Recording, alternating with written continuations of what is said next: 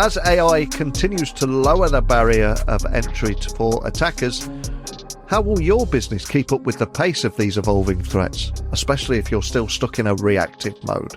Well, it's time to get today's guest on, who's going to help us all avoid nasty incidents like that. So enough from me. Let's get Mark onto the podcast now. So a big warm welcome back to the show. We last spoke almost 12 months ago, but for anyone that missed that conversation, can you just remind everyone listening who you are and what you do? Thank you so much, Neil. My name is Mark Lluic. I'm the CISO in residence at Zscaler here in the UK. CISO in residence is a fairly new title for us because we were trying to figure out what our title should be. I am customer facing at Zscaler, but I bring to Zscaler a 30-year career, 28-year career in security, where I was a practitioner. I was on the other side of the commercial equation. And what I do at Zscaler is I bring that customer experience. You know, how do you build out security? How do you leverage and utilize technology? Not how do you sell it? How do you configure it? How do you architect it? How do you deploy it? But really, how do you consume it within a business? And I also represent all of our internal security to those same customers. There's so much hype around resilience and cyber resilience at the moment. It's almost drifting with the buzzword status. But what does resilience mean to you? One of the ways I like to think about resilience or cyber resilience, as opposed to the methods or the philosophy we've had before, is that it's very much akin to what we look at, the ways we protect ourselves against weather. And the classic way that you'd protect yourself from a rainstorm is an umbrella, right? You go outside, you have an umbrella. Resilience is more about planning for a hurricane, because it's not just about having an umbrella. It's much more than that. And when you're planning for a hurricane in Florida, you have to understand, do your building regulations support the building of buildings that will be resistant to those level of winds? What level of winds they happen to be resistant to? Do you have the right laws around what people should do? How do you do evacuations? Do you have good weather reporting? Are you able to understand when it's going to land? Do you have priority paths so you can ensure you know what to clear first so that ambulances and other emergency services can get through? When you look at it, it's much more than carrying an umbrella, which is what fundamentally we've been done with our response up to now. And it's more about ensuring that you're able to weather that storm appropriately. One of the reasons I was excited to get you back on here with me is I was reading at the very beginning of the year that you were releasing, or Zscaler was releasing, Resilient by Design principle, shifting from a detect and respond model to a more proactive identify and mitigate strategy. So I've got to ask, I mean, what drove that shift, and how does it better address today's cyber threat landscape, which seems to be evolving before our eyes? Well, let's, I want to debunk it a little bit. Yes, we have released this new Resilient by Design resilience. But there's a bit of sophistry and language change here rather than fundamental change. Yeah. What we have seen as an industry, and those of us in the security intelligentsia, as it were, the people who were in the know, we've been talking about the fact that having protective controls, having preventing things from happening in the first place, was only so successful, and that we needed to, and you've probably heard other CISOs and other security professionals say this, it's not a matter of if, it's a matter of when. We're all going to experience some attack, whether successful or not, whether materially impactful or not, that's not really important. The point is, we needed to plan for what happens when it happens, rather than making sure it'll never happen because we're so good at our protective controls and protective measures. And that is this shift. And we didn't have a really good name for it. We look at our, if you look at the frameworks we were using, the NIST CSF, for instance, was talking about how respond and recover had equal weighting to the protect and detect. However, resilience captures in a single word this whole concept of ensuring that the business can continue even if there's a cyber incident. Resilience, of course, is wider than cyber, but that's what we're going to narrow our discussion to today. So resilience is the practice of being able to survive and continue to even thrive and manage important business capabilities and continue as a business, even if an attack is somewhat successful. So I guess the big question is, in this current when not if era of cyber threats and the encroachment of AI attacks as well, how can businesses effectively plan for failure without compromising agility and operational continuity that they need as standard now? I mean, I challenge the assertion that those aren't necessarily on the same side of the equation. Yeah. Agility is probably one of the things that actually makes you more resilient. So you're not having to sacrifice agility in order to become more resilient. Agility is the ability to move quickly and make changes quickly and make decisions quickly, which absolutely is part of a cyber resilient strategy, to be able to understand what your environment is and make those decisions on a quick, on a rapid basis is part of that. However, primarily, it is about ensuring that you have obviously a defense in depth and the ability to defend, but also that you have well-practiced and deep response capability so that you know what you're going to do when these things happen. And you have that connected to the business, going back to that agility, so that if something does happen, you know what you're going to do. How do you follow the money, or you follow your process? If this is unavailable, how will I continue? When you have that sort of conversation and that kind of exploratory discussions in advance, it very much makes the response itself easier. And I think many enterprises are feeling the pressure and want to modernize, and they keep adding more technology onto their legacy stacks. And one area that particularly springs to mind is the airline industry. They don't have the luxury of downtime, and much of the modern technology that we see in airports and on airlines now is built on top of technology from the 60s. So how do you help organizations better streamline their IT estates for better agility and better security? Well, I'm going to shamelessly talk about the change in architecture. Yeah. Legacy technology is a given. The architecture used to access that legacy technology is not a given. That is the flex point at which you can make significant change. The idea of taking an air traffic control system from that is fundamentally built or programmed in the 80s and 90s. 60s is the more hard technology, but some of the stuff that they're using, the software stuff, is built ages ago. And yes, is it secure? No, it's not secure. Is it written? Did they understand what security was back then? Probably not. But the key point is that treating it and accessing it the way we've always accessed it is the significant problem. If we look at an architecture as an element of our resilience, as an element of our security, rather than just saying, let's layer this and wrap it in cotton wool and wrap it in protective controls. If we look at that architecture as an enabler for a resilient capability, well, then we're on a much better footing. And I hate to say it. I hate the term myself, zero trust. I think I mentioned this last year with you as well. However, that zero trust architecture, not a technology, but the architecture of saying that any session anywhere has to prove itself before it's ever allowed, rather than there is this element of implicit trust that, hey, this is coming from somewhere I know, so I'm just going to let it happen. That is a key factor in actually making legacy technology more secure. And the other big challenge is the pace of technological advancement. It keeps ramping up the speed. A lot of people say it'll never move this slow again, but threat actors, they're evolving equally as quickly. So how can businesses stay ahead of sophisticated cyber threats, especially because AI makes it even easier now, while pursuing responsible digitization? It feels like quite a delicate balance.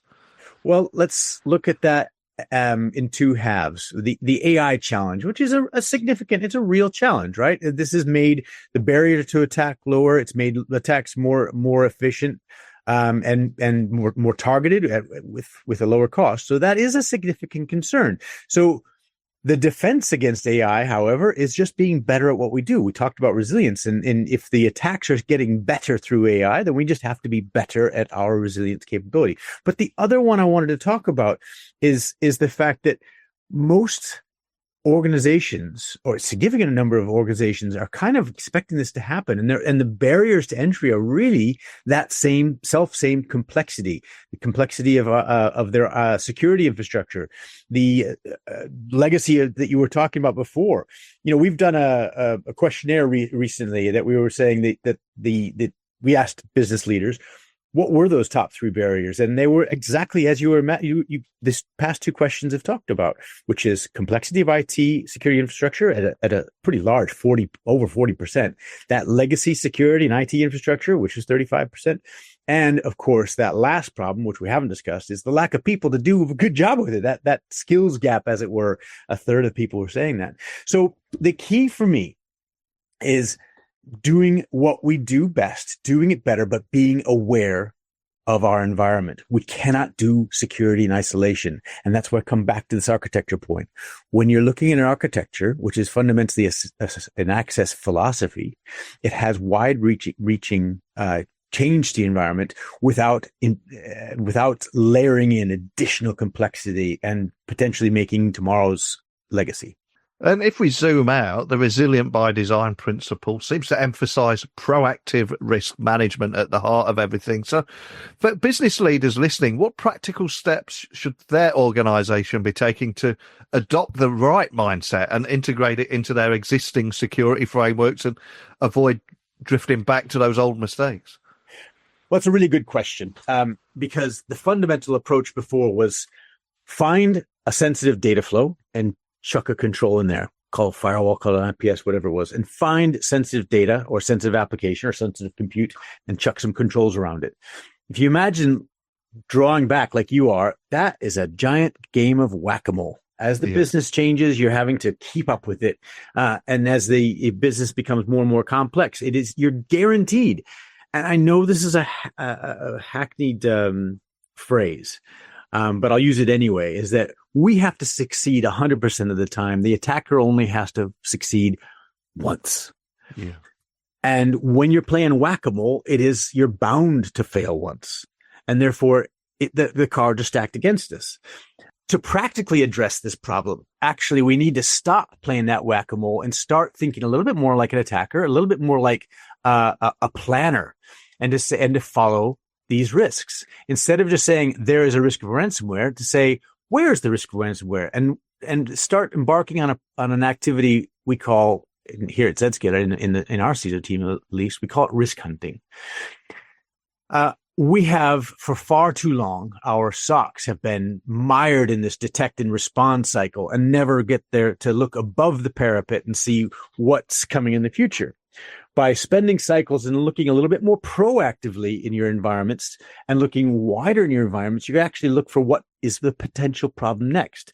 You have new tools being released into the market like CTEM, so continuous threat and exposure management, which are actually able to start looking at where the problems will be rather than where the problems already happened. And this is a great way of refocusing our operational capability to better address that problem, to better address how and where we should be looking for the next problem and where our controls should be applied in a more holistic fashion to avoid the whack-a-mole that we've always played. And of course, legacy systems continue to be a challenge for many enterprises who have built up a significant amount of technical debt over the years. So how does your approach help organizations transition from reactive to proactive security without needing that complete, scary overhaul of existing infrastructure? Well, that, I guess, comes back to that same architecture and that same access philosophy I was talking about before. And to go into a little bit more depth, when you have a typical classic network security focused architecture, what you're saying is everything is forbidden except that this I'm allowing, and you define that you're allowing. And that definition historically has been based on very little. I mean, at its most basic, a firewall is looking at 4 different numbers and saying, must be good because these 4 numbers match what I've already got.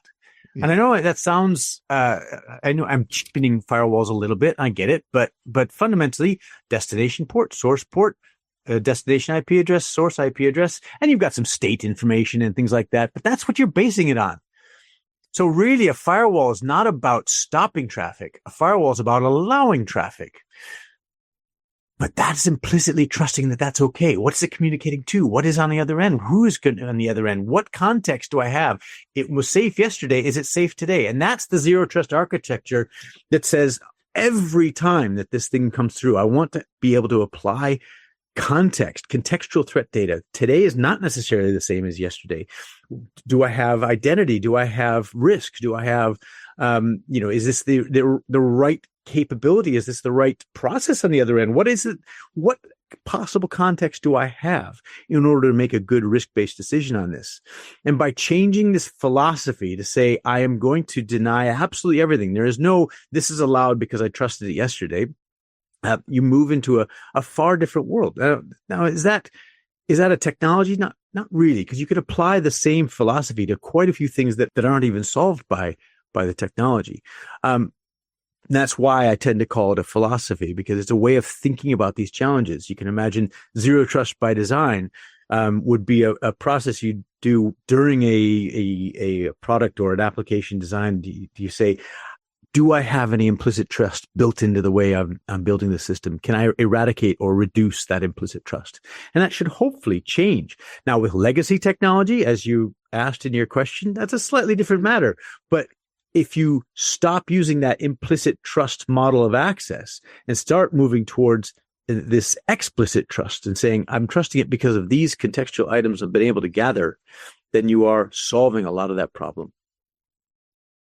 And I know the phrase zero trust can borderline trigger you sometimes, but we've talked about it a little today. But on a positive note, what role do you see zero trust architecture playing in building these resilient digital infrastructures? And how are you supporting organizations by helping with implementing this approach too?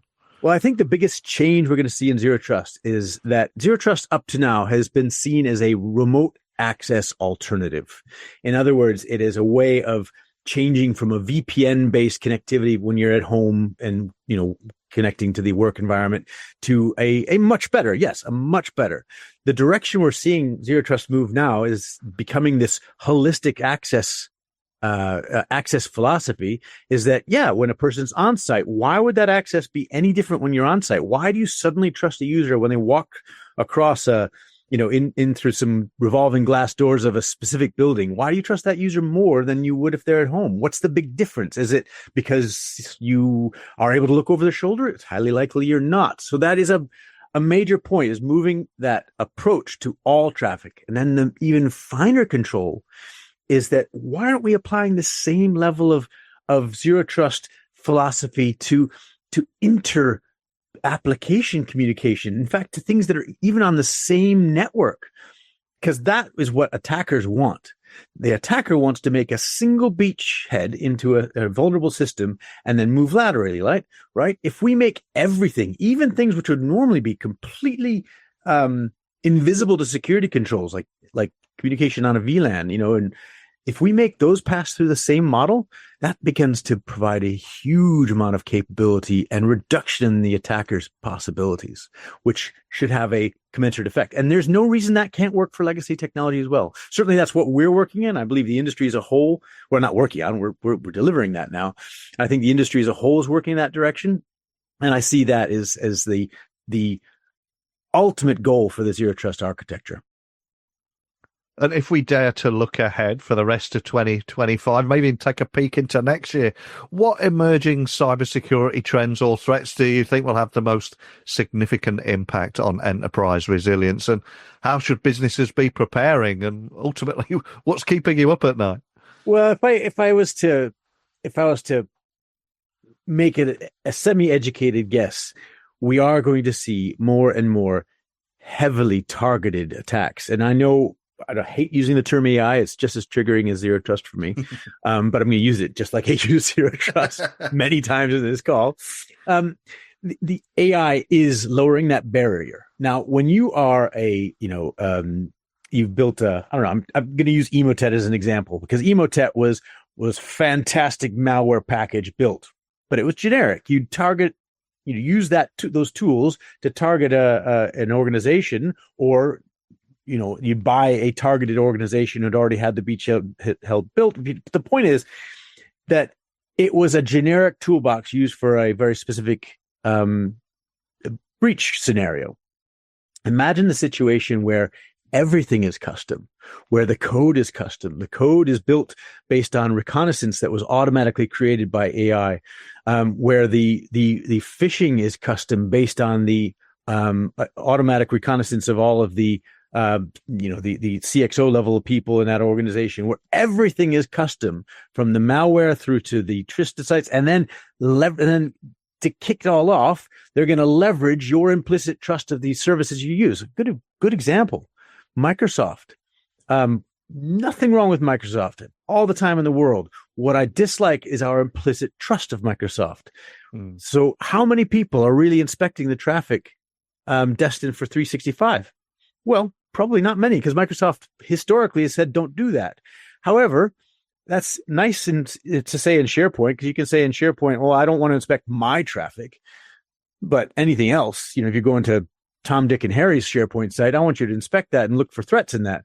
But that's much harder in OneDrive. You can imagine it's much harder to apply those controls. So attackers know this. They're leveraging our trust in these systems, and they're ensuring their attacks use that trust against us. So going back to that hypothetical, which is not so hypothetical, super custom environment, not only are they going to customize their communications based on their automated reconnaissance of you, they're going to build malware based on potentially families, but potentially written from scratch. And that will be custom built to leverage the trust that you have as an organization that they were able to determine based on their reconnaissance of you, which was also automated. So that for me is these sophisticated attacks. And what can we do about it? Just get better at what we're already trying to do. And I realise I'm playing a dangerous game, repeatedly mentioning trigger words like zero trust and AI on the podcast today. So I don't bite. So before I let you go, I'm going to bring you back down. We'll have a little fun before I let you go. And I always like to ask my guests this: who would you love to have a breakfast or lunch with? They can be alive or have passed on, but I'd love to find out more information about how you think and who you'd love to have a sit down and a chat about this stuff with. Well, I think that's a great question. And I was pondering before the call who I would really like to have that lunch with. And the importance of encryption has never been more. I mean, we're looking at quantum resistant encryption algorithms now. We're looking at encryption is literally in everything we do every single day. The Fondo slabs we have in our pockets, the computers, the applications we use, everything is based on encryption. And if you go back to when encryption was first properly broken, I like to think that I'd love to have lunch with Alan Turing and ask him if he really could have possibly envisaged the applications and the absolute universal use of the technologies that he was working in deeply back in the post-war, well, during war period, and his understanding of how computing would have expanded to the way it has as well. That fascinating look from the past into the future. I'd love to get a real view of what he thought of, or what he would have thought about today's computing world. Wow, what a fantastic answer. Absolutely love that. And for anybody listening, wanting to dig a little bit deeper on the subject of resilient by design principle that we explored together today, where would you like to point everyone listening?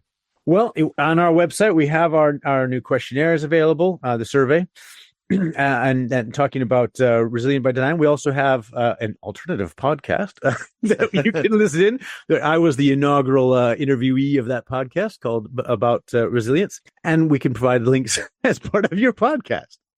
Awesome. Well, I will gather those links. I'll embed them into the podcast and the blog post that will be associated with this episode, so people can find that nice and easily, including the rival podcast. There's plenty of room for us all out there. And I just, as always, love sitting down and chatting with you about this resilient by design principle, how it's helping businesses move away from the traditional detect and respond reactive approach to threats towards a more proactive identify and mitigate strategy for risk. Pure gold for me. A pleasure as always. We had a little fun along the way as well, but thank you for joining me again today. Thank you, Neil. It's been a pleasure. I think resilience isn't just about reacting faster, is it? It's about being prepared in the first place, being proactive. And Zscaler's resilient by design approach seems to be shifting the focus from chasing down those threats after they've breached your defences to proactively identifying and mitigating those risks before they actually become a problem. And sorry, Mark, yes, one of my takeaways is that Zero Trust isn't just about securing remote workers anymore. It's about securing everything.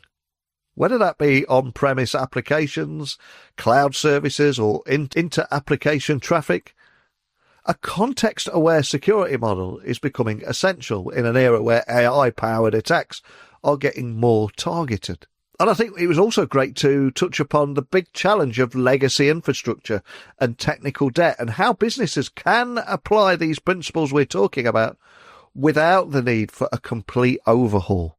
And ultimately, cyber resilience must go hand in hand with business agility. So, is your business still operating in a reactive security model? Or are you taking steps to build resilience from the ground up?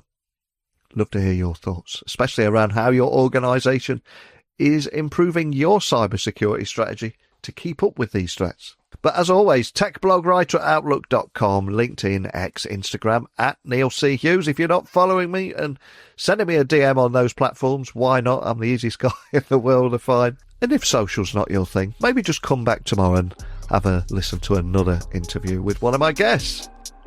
Good answer. I will see you all then.